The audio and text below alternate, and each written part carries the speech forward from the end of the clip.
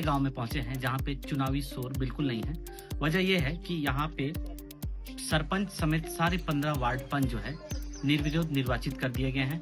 यहाँ तक कि इस क्षेत्र के जनपद सदस्य और पड़ोस में लगे अन्य जनपद क्षेत्रों को भी निर्विरोध कर दिया गया है। निर्विरोध की जो कहानी है, इस गांव से पुराना नाता है। यहाँ पे पिछले 5 चुनावों से लगातार अन्य पद जो है, चाहे सरपंच के हो, जनपद सदस्य के हो, पंचों को, ये लगातार निर्विरोध होते आए हैं। और निर्विरोध की वजह से यहाँ पे विवाद होता नहीं, और विवाद नहीं होता इसलिए यहाँ विकास होता है। इस गांव में विकास की गंगा बही है। यहाँ पे चाहे कंक्रीट सड़क हो, चाहे पेयजल की व्यवस्था हो, चाहे बिजली की व्यवस्था, गांव का विकास की तस्वीर भी स्पष्ट नजर आ रही है। और उसकी वजह यह है कि यहाँ पे निर्विरोध निर्वाचन होता है और यहाँ पे विवाद नहीं होता है। नमस्कार, मैं हूँ पुरुषोत्तम पात्र और आप देख रहे हैं एमपीसीजी टाइम्स। जी हाँ, आज हम आपको बात कराएंगे। इस गांव में पहुंचे हैं हम, आप देख रहे हैं, ये हमारे साथ है नीलकंठ बीसी जी। और यही नीलकंठ बीसी हैं जो पंडरा माली समाज के प्रमुख हैं।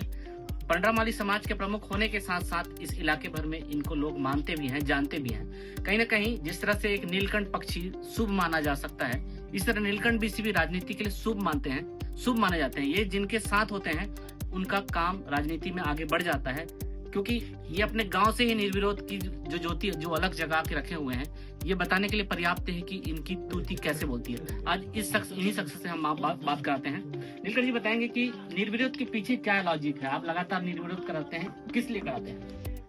देखिए, निर्विरोध इसलिए हम कराते हैं कि हमारे गांव में भाईचारा रहे और संबंध अच्छा बने रहे और कोई किसी भी प्रकार का वाद विवाद न हो, शिकायत न हो। इसलिए हम चाहते हैं कि निर्विरोध किसी भी पंच हो, सरपंच हो या बीडीसी हो, हम निर्विरोध कराते हैं, क्योंकि हमारा विकास कार्य में ठप न हो।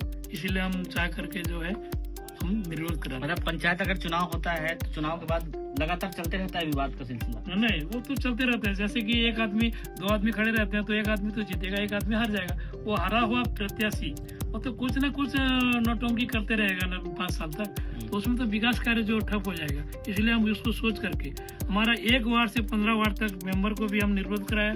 और क्या कहते हैं, अब एससी कोटा में अशेष सोनवानी को भी हमने निर्विरोध सरपंच बनाया। बीडीसी पद्मलया निधि को भी हम बीडीसी बनाए अभी वर्तमान। ये इसी सत्र है या और पिछले कितने साल से निर्विरोध लगातार चलते हैं? निर्विरोध 5 साल से चलते आ रहा है। निर्विरोध 5 चुनाव से? हाँ, 5 चुनाव हो गया निर्विरोध कराते आ रहे हैं। निर्विरोध कराते आ रहे हैं। अच्छा, अब जैसे पार्टियों में भी राजनीतिक दलों का आपको नजर रहता है, कैसे डिसाइड करते हैं किसको सपोर्ट करना है, किसको नहीं करना है? नहीं, वो तो पूरा मालूम पड़ जाता है। प्रत्याशी को उतना मालूम नहीं रहता, लेकिन बाहर आदमी को जरूर मालूम रहता कि ये जीतेगा, ये हारेगा बोल के, माहौल के अनुसार। तो उसी माहौल के अनुसार जो हमारे पास आएगा, हमारे माता जी का दर्शन करेगा, तो हम उसको आशीर्वाद देते हैं। अच्छा, आप किन किन पदों पे सुशोभित है? आपके समाज कितना बड़ा है, उसको थोड़ा दर्शकों को बताइए। कैसे आप राजनीति में क्यों मानद के रूप में माना जाता है, क्यों आपको प्रमुख माना जाता है, क्यों लोग आपको मानते हैं?